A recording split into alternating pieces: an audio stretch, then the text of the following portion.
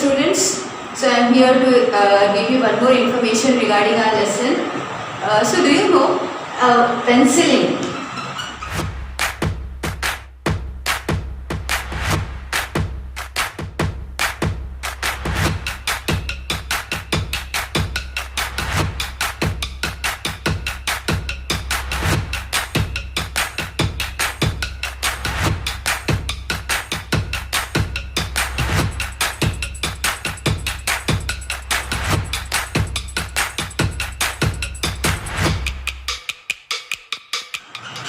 Maybe you have listened to your parents or your elders advising you. If you got any hurt by any metal or something, they'll advise you to go and take a penicillin injection. And they'll say as well, if you won't take, what will happen? Do you have any idea what will happen if you won't take penicillin injection when we got any wound? What will happen means it will cause infection will take place. For example, if you got a hurt here on your index finger and it is deep, little bit deep, you got hurt with a blade or a knife. It is a metal. So what happens here? If you are not taking penicillin, all the dust particles and all those particles will be falling, or they will be forming a layer on your wound. And as that layer will become deep, it will go into your body and it cause different infections, like you may your finger may swell, you can't write, or many other difficulties you may face. But if you take in penicillin injection, penicillin will form a layer itself here.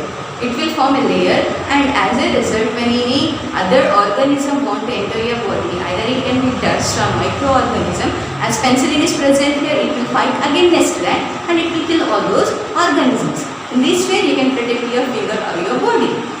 That is the use of penicillin. So, who invented this penicillin?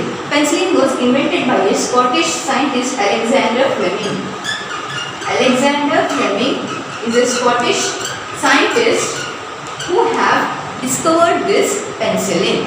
Actually, penicillin has it is derived, or it can be extracted from the plant Penicillium notatum. It is a plant. Okay, from plant this penicillin can be extracted. How we extract gums from the trees? In the same way, from the plant Penicillium notatum, penicillin will be extracted. It is a form of mold.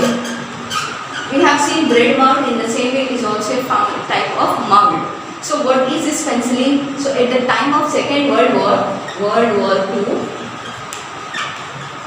you know what war is? War means many people will be getting injured, and also at the time of World War II also, many people, soldiers were injured. So at that time, Alexander Fleming have observed that this mold penicillin is able to fight with many disease causing organisms. So what they have done, because they have invented a great thing, they have implemented on the soldiers who fought in World War II. And as a result, everyone started recovering. So this is how penicillin has been discovered by Alexander Fleming. Penicillin is a mold which is extracted from a plant. So it is named after the plant penicillin. It is an antibiotic.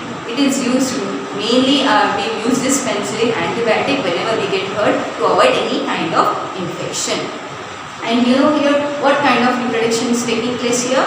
Yeah, it is asexual reproduction through spores. Penicillin will also grow through spores. You see how it is important here to know or learn about reproduction or any topic of science. Okay, so learn everything clearly, carefully and properly. So if you may, let us make a chart of these reproduction systems. As we know, here two kinds of reproduction systems are there. That is what sexual and asexual reproduction. So how sexual reproduction. In sexual reproduction, both the organs are involved, that is male and female organs are involved here. Okay.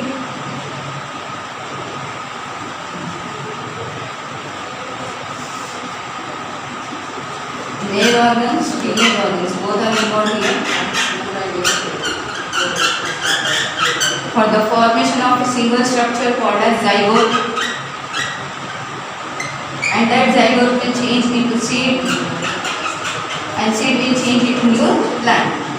This is in sexual reproduction.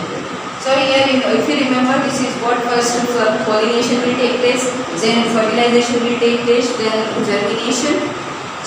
First pollination will take place, then germination will take place, then fertilization, then formation of seed, then it will grow into a new plant of the seed dispersal.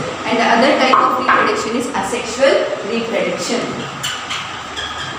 In sexual reproduction, reproductive organs, what male and female reproductive organs like andrecium and gynecium are involved. But whereas in asexual reproduction, no formation of zygote. That means male and female organs will not fuse. No fertilization will take place. In asexual reproduction, how many types it is? It is of 3 kinds. Let us see what are those. First one is vegetative reproduction. Vegetative reproduction through any part of the plant, vegetative part of the plant. What are those 3? Root, stem, leaf. From root we can get a new plant. From stem we can get a new plant. From leaf we can get a new plant. The same way that other one is through spores, formation of spores. From spores also new plant can be grown. Then other one is birds through budding. Again through bud also new plant can be grown. This is a chart based on reproduction in plants. As we have seen, reproduction is of 2 types, sexual reproduction and asexual reproduction. In sexual reproduction, male and female organs fuse to form a structure called as zygote. But whereas in asexual reproduction, no formation of zygote. That means male and female part are not involved in the asexual reproduction. And we have discussed each and everything here. So let us recall what we have discussed in the chapter reproduction in plants. First of all, we have gone through the floral parts of the flower, and I said you to practice the diagram of flower. I hope everyone is doing that. And after that, we have learned to complete flower, incomplete flower, what is bisexual, unisexual flower, and then we have gone through sexual reproduction, then asexual reproduction.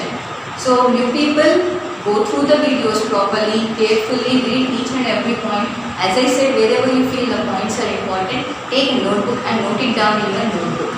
That will be easy for you to attend your examinations. You can go through the topics before examination.